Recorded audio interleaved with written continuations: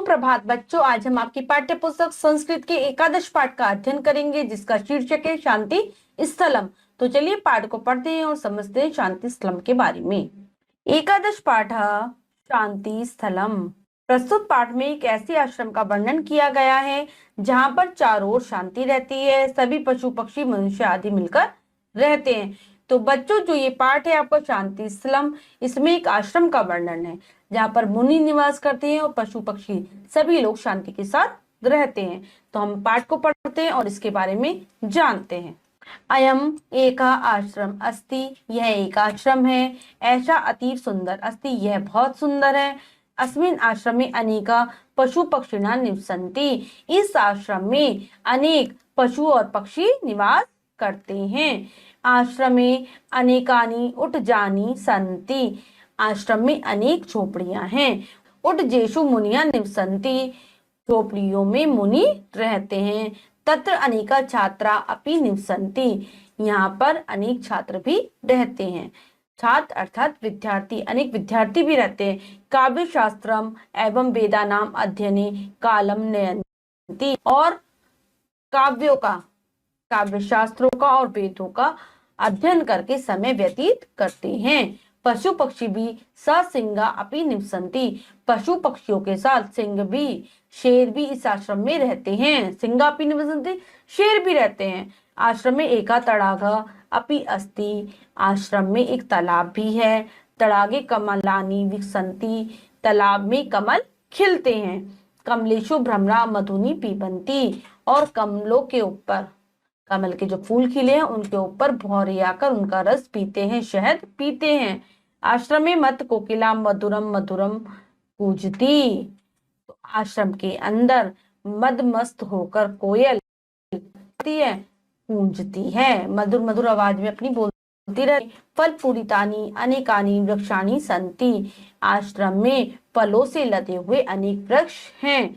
मुनिया वेद पाठनिश्चय पशु पक्षिनिश्चय फलानी भुक्तवा मुद्दंती, जो मुनि हैं वो तो वेदों का अध्ययन करके, वेदों का पाठन करके, और जो पशु पक्षी हैं फलों को खाकर आनंदित होते हैं। आश्रम में मुनिया ईश्वरम भजंती, के अंदर मुनि भगवान का भजन करते हैं। संध्या तर्पणम कृत्वा यज्ञ कुर्वन्ति, और शाम के समय पूजा अर्चना करने के बाद यज्ञ करते हैं। सुधा शस्य श्यामला भवती, अच्छे आचरण के द्वारा ही, अच्छे धर्म का जब हम आचरण करते हैं उसके द्वारा ही हमारी जो पृथ्वी है वो हरी भरी रहती है। वृद्धावस्था काले जना शांतिम प्राप्त्यर्थम आश्रमे एवं निवसन्ति, वृद्ध अवस्था में बूढ़े हो जाते हैं जब लोग शांति को प्राप्त करने के लिए आश्रमों में रहते हैं। वानप्रस्थिन स्त्री पुरुष आश्रम में निवसन्ति, जो वानप्रस्थी हैं, हमारे जो हिंदू धर्म है, हमारे जो सनातन धर्म है, उसमें 4 प्रकार के आश्रम बताए गए हैं। जो हमारा पहला आश्रम से लेकर दूसरे आश्रम तक हमें घर में रहना चाहिए, और जो हमारा तीसरा वाला वानप्रस्थी जो आश्रम होता है उसमें हमें वन के लिए निकल जाना चाहिए। तो जो वानप्रस्थी जो इस एज में पहुंच गए होते हैं वो स्त्री और पुरुष वनों में रहते हैं, आश्रमों में निवास करते हैं। देवार्चनम कुर्वन्ति, भगवान की पूजा अर्चना करते हैं। ऐसा सनातन धर्म में कहा गया है। शांति स्थलम आश्रम मन्यते इताश्य है, शांति स्थल कहा जाता है किसको? आश्रमों को, कि आश्रम जो है वो शांति के स्थल हैं, ऐसा माना जाता है कि अगर हम वन में रहेंगे, आश्रमों में रहेंगे तो हमें शांति प्राप्त होगी, क्योंकि वहां का जो वातावरण होता है बहुत ही शीतल, अच्छा और शांत होता है, इसलिए उनको शांतल कहा गया है।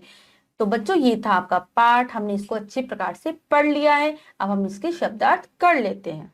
अनेका बहुत से, उठ जानी झोपड़ियां, उठ जेशु झोपड़ियों में, वेदाध्ययनी वेद शास्त्र के अध्ययन में, कमलेशु कमलों पर, मथ कोकिला मस्त कोयल, भुक्तवा खाकर, धर्माचारीण धर्म के आचरण से, शस्य श्यामला हरी भरी, वृद्धावस्थायाम बुढ़ापे में, प्राप्त यथम पाने हेतु, देवार्चनम देवताओं की पूजा।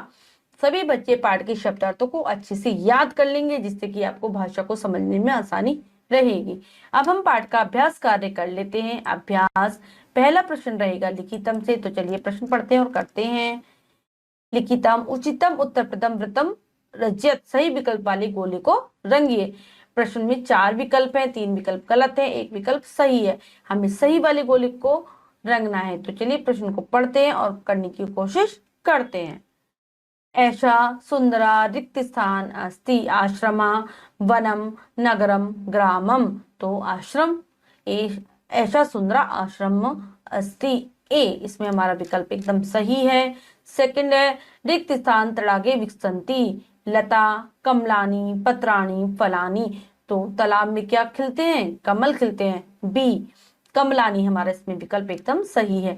नेक्स्ट करेंगे रिक्त स्थान पशु पक्षी भी सह निवसंती बालका बालिका सिंगा एते सर्वे।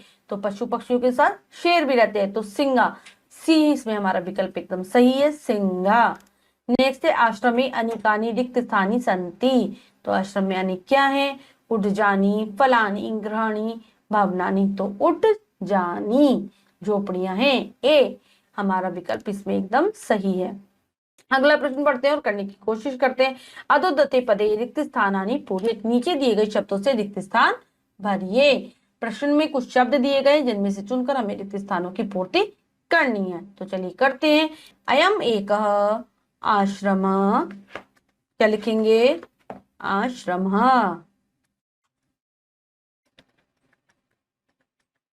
अस्ति, आश्रम में अनेक रिक्त स्थान निवसंती। कौन रहते हैं? पशु पक्षिणः, पक्षिणः। नेक्स्ट है उड्डजेषु रिक्त स्थान निवसंती। कौन रहते हैं झोपड़ियों में? मुनि, मुनिया।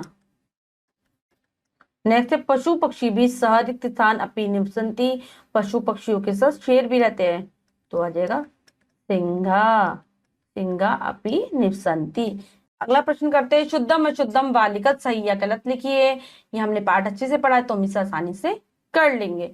आश्रम में पहला पढ़ते हैं। आश्रम में कोअपि न निवसति अशुद्धम। नेक्स्ट आश्रम में अनेका जना निवसंती, ये भी अशुद्धम है। नेक्स्ट उट्टजेषु मुनिया निवसंती, झोपड़ियों में मुनि रहते हैं, शुद्धम। तड़ागे कमलानी विकसंती, शुद्धम, क्या लिखेंगे? शुद्धम। तो बच्चों हमने इस पाठ का अभ्यास कार्य अच्छी प्रकार से पूर्ण कर लिया है। तो बच्चों आज हमने आपकी पाठ्य पुस्तक संस्कृत के शांति स्थलम पाठ का अध्ययन किया, जिसमें हमने जाना कि किस प्रकार से आश्रमों में शांति रहती है। वहां पर जाकर सभी शांति का अनुभव करते हैं, पशु पक्षियों को देखकर कि वो किस प्रकार से शांति के साथ एक दूसरे के साथ रहते हैं। मुनि वेद अध्ययन के साथ साथ पूजा पाठ करते हैं, अर्चना करते हैं।